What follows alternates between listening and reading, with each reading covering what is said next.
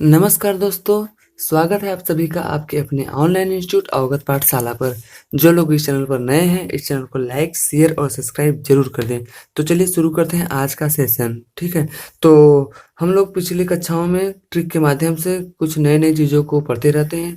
तो पिछली कक्षाओं की तरह आज भी हम इस कक्षा में कुछ नई चीज़ों को पढ़ने का प्रयास करेंगे। और आपके इस ट्रिकी जीएस में आज का जो हमारा अगला ट्रिक है वो है विदेशी यात्रियों का। तो चलिए देखते हैं। सबसे पहले हम अकबर के शासन काल में आए विदेशी यात्री कि अकबर के शासन काल में जितने भी विदेशी यात्री आए उनको हम ट्रिक के माध्यम से याद करेंगे। तो अकबर के शासन काल में जो विदेशी यात्री आए थे उनका जो हमारा ट्रिक है फील गुड। क्या है? Feel good. तो ये हमारा रहा फील फील, और गुड हमारा क्या है? तो गुड हमारा इसमें साइलेंट हो जाएगा। ठीक है, तो हमारा हो जाएगा फील, फिश हो जाएगा फिच। क्या हो जाएगा? फिच। इनका पूरा नाम था राल्फ फिच। फिच से हो जाएगा हमारा राल्फ फिच, और ल से हो जाएगा हमारा लतीफ। तो इस ट्रिक के माध्यम से हम आसानी से याद कर सकते हैं। ठीक है, और कभी भूलेंगे भी नहीं कि अकबर के शासनकाल में आए विदेशी यात्रियों का ट्रिक। तो ये रहा हमारा अकबर के शासनकाल में आए विदेशी यात्रियों का ट्रिक।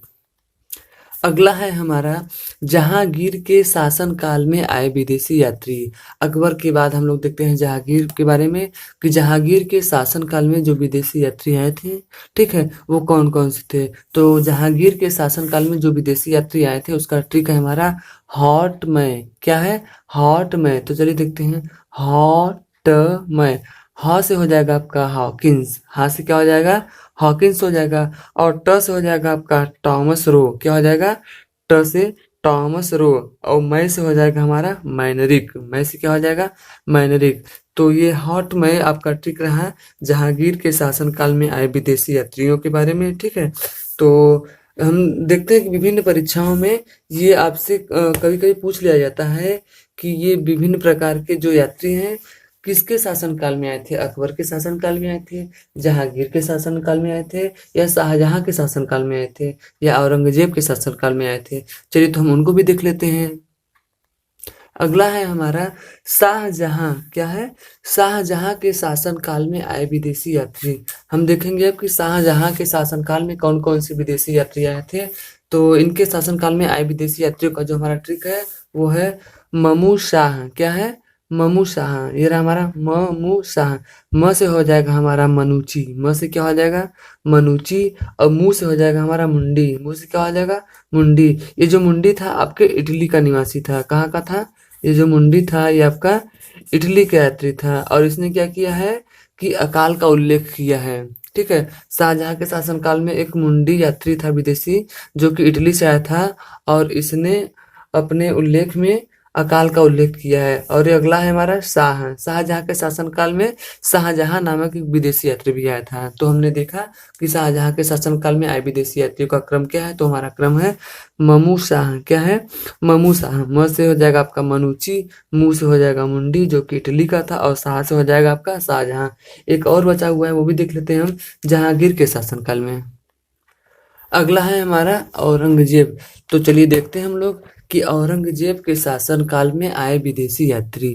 औरंगजेब के शासनकाल में कौन कौन से विदेशी यात्री आए थे। तो औरंगजेब के शासनकाल में आए विदेशी यात्रियों का जो हमारा ट्रिक है वो है मातृ।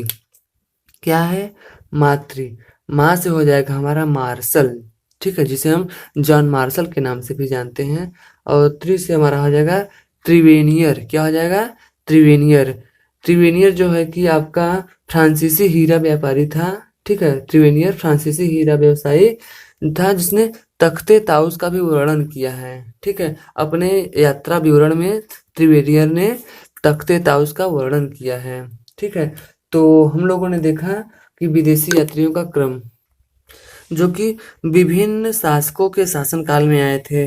जैसे हमने देखा अकबर के शासनकाल में आए हुए विदेशी यात्री, उसके बाद हम लोगों ने देखा जहांगीर के शासनकाल में आए हुए विदेशी यात्री, उसके बाद हम लोगों ने देखा शाहजहां के शासनकाल में आए हुए विदेशी यात्री, फिर उसके बाद हमने लास्ट में देखा औरंगजेब के शासनकाल में आए हुए विदेशी यात्री।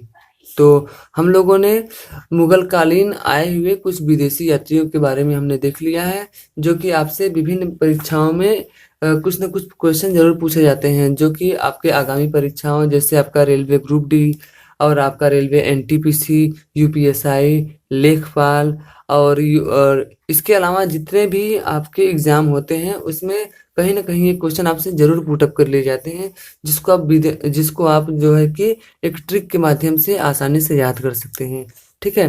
तो चलिए आज का सेशन यहीं पे समाप्त करते हैं, मिलते हैं अगले दिन कुछ नए सेशन के साथ, तब तक के लिए धन्यवाद।